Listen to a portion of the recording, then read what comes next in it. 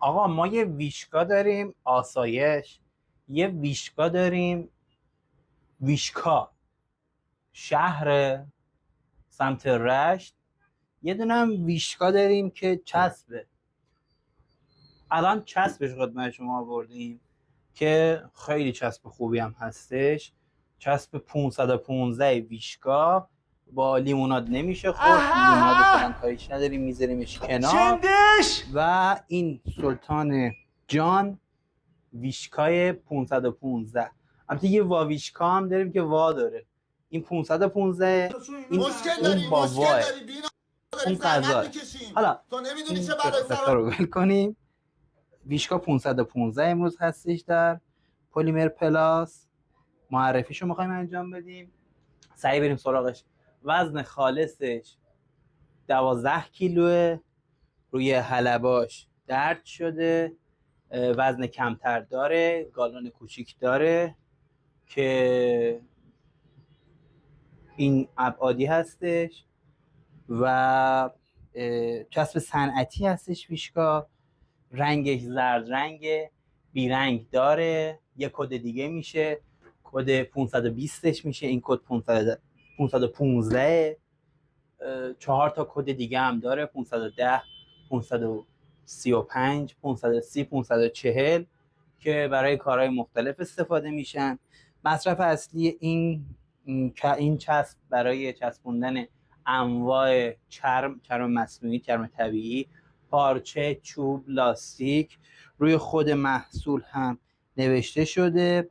طریق مصرفش مثل چسب‌های صنعتیه، یعنی شما باید دو طرف کارتون رو تمیز بکنید، چسب رو اجرا بکنید، با قلمو روش بکشین دو طرف کار، یعنی همون طرفی قرار چسبونده بشه، همون محلی که قرار چسبونده بشه. یه هواخور 15 دقیقه‌ای بهش بدین، بعد بچسبونید. حالا دو سه تا نکته برای اجرای این چسب بیان شده داخل روی خود بروشور محصول. یک اینه که حتما فشار تو امان با چسب صنعتی باشه. یعنی شما چسب وقتی که چسبوندین، دو تا متریال به هم که چسبوندین، میگه سعی بکنید چکش بزنید، چکش پلاستیکی بزنید یا تحت فشار قرارشون بدید که چسبندگیش به حد اکثر برسه.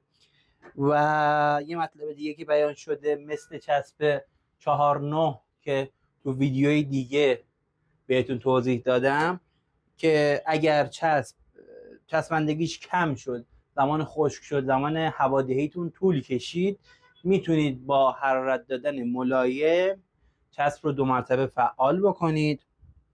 توضیحات خاص دیگه ای برای این چسب نمیمونه و وضعش خدمتتون عرض کردم. این 4 طرف چسب، این برند خود ویشکا و اینم روی چسب به این صورت. لوت نامبر داره، وزن خالصش بیان شده و اینم به نشانه پلمب بودنشه. به این پارگی دقت نکنید چون تو جابجایی این اتفاق افتاده. زیرش یه درب حلبیه که ایمنی بابت نریختنش رو تضمین میکنه و حرف دیگه ای نمیمونه.